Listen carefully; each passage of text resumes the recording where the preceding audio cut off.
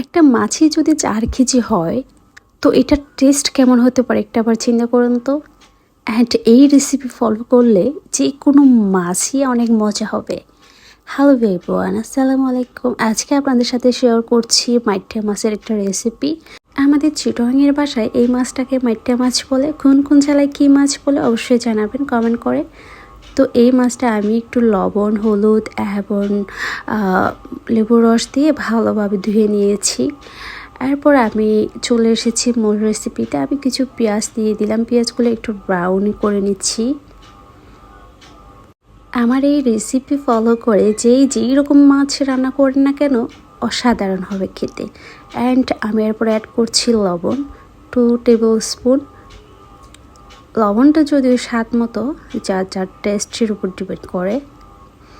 তো আমি একটু ভালোভাবে কষিয়ে নিচ্ছি। এরপর অ্যাড করছি কাঁচামরিচ বাটা।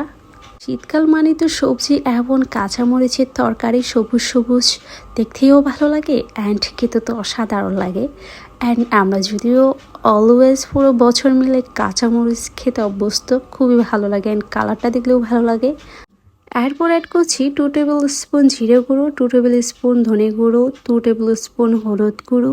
সবগুলো একসাথে খুব ভালোভাবে মিক্স করে নিচ্ছি। আর একটা টিপস দিয়ে দিচ্ছি, আপনি আপনার রেসিপি এবং যেটাই রান্না করেন না কেন যত ভালো করে কষাবেন, মশলাটা যত ভালো কষাবেন তত ভালো আপনার খাবারের টেস্ট ভালো আসবে। আমি এখানে হালকা করে পানি দিয়ে দিচ্ছি মশলাটা ভালোভাবে কষিয়ে নেওয়ার জন্য। এমনভাবে কষাবে যেন উপরের থেকে তেল চিটকে আসে। এই যে একদম দেখেই বুঝতে পারছেন। আমি এরপরে অ্যাড করছি টমেটো। অ্যান্ড এখানে আমি 3টে টমেটো কিউব অ্যাড করেছি। আপনারা চাইলে আপনাদের ইচ্ছে মতো 1টা বা 2টা ইউজ করতে পারেন। আমি যেহেতু একটু টক খেতে পছন্দ করি, মাছটা একটু টক ঝাল হলে বেশি ভালো লাগে, সেক্ষেত্রে আমি 3টা ইউজ করেছি।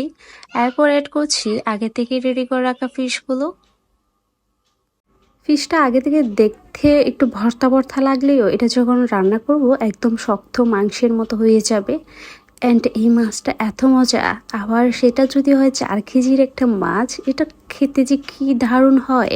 অ্যান্ড আমার এই রেসিপি দেখার পর আপনারা একবার হলো ট্রাই করে দেখবেন। দেখার পর অবশ্যই আমাকে কমেন্ট করে জানাবেন কেমন হয়েছে এবং কতটুকু স্বাদ হয়েছে কার রান্নার।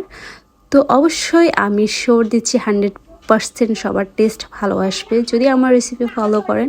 অনেকে যদিও বড় মাছের মধ্যে আদা বাটা অ্যান্ড রসুন বাটা খেতে পছন্দ করেন, বাট আমার কাছে বেসিক্যালি মাছের মধ্যে জিনিসটা ভালো লাগে না। কারণ আমার কাছে রসুন দিলে মনে হয় যে টেস্ট একটু চেঞ্জ হয়ে যায়, একটু স্মেলি হয়ে যায়। অ্যান্ড এরপর অ্যাড করছি আমি মাছের উপর দিয়ে 2 টেবিল স্পুন লেবুর রস।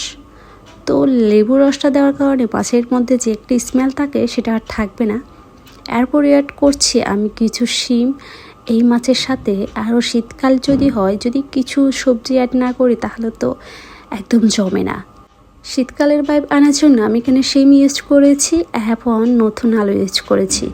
তো নতুন আলু যেহেতু শীতকালেই পাওয়া যায়, সেটা আমার কাছে মনে হয় সব কিছুর সাথেই যায়। আর মাছের সাথে তো আরও ভালো যায়, মাংসের সাথে তো যায়। তো আমার কাছে মনে হচ্ছিল এই মাছের সাথে যদি আমি কিছু নতুন আলু ইউজ করি মনে হয় টেস্ট অনেক ভালো আসবে। আপনাদের যার কাছে যেই সবজি থাকবে সেটা ইউজ করতে পারবেন। এখন ফুলকপি পাওয়া যায়, ফুলকপিও অ্যাড করতে পারেন। অ্যান্ড আমি এখানে পানি দিয়ে দিলাম 2 কাপ। অ্যান্ড খুব ভালোভাবে আলু সেদ্ধ করে নেওয়ার জন্য পানি দিয়ে দিয়েছি। অ্যান্ড ঢাকনা দিয়ে রেখে দিচ্ছি। প্রায় 5 মিনিট পর আমি ফিরে এসেছি। 5 মিনিট পর আমার আলুগুলো সিদ্ধ হয়ে গেছে। ঢাকনা তোলার পর এটার লুকটা দেখেন কি অসাধারণ হয়েছে দেখতে। একদম ঘন একটা ঝোল হয়েছে, একদম পাতলা ঝোল হয়নি, একদম ঘন একদম মাখামাখি একটা ঝোল হয়েছে। অ্যান্ড সবজিও অ্যান্ড ফিশটা খুবই ইয়ামি লাগছে দেখতে। আমি জানি না এটা আপনাদের কার কাছে কেমন লাগছে, বাট আমার কাছে খুবই সুন্দর লাগছে দেখতে। অ্যান্ড উপর দিয়ে অ্যাড করে দিচ্ছি ধনিয়া পাতা। শীতকালে যদি ধনে পাতা ছাড়া খাবার হয় তো আর কি মজা বলেন তো। অ্যান্ড এই ধনেপাতাটা দেওয়ার কারণে পুরো টেস্টে চেঞ্জ হয়ে যায়, পুরো এমন একটি স্মেল আসে, জাস্ট অসাধারণ লাগে। অ্যান্ড এটা আমি খাওয়ার পর আপনাদেরকে রিভিউ দিচ্ছি। এটা এত ভালো হয়েছে। আবার শ্বশুর তো বলছিল আজকের মাছটা এত ভালো হয়েছে, কে রান্না করেছে জিজ্ঞেস করছিল। আজকের ভিডিওটা পছন্দ, সবাই সুস্থ থাকবেন, ভালো থাকবেন, টাটা বাই বাই, আল্লাহ হাফেজ।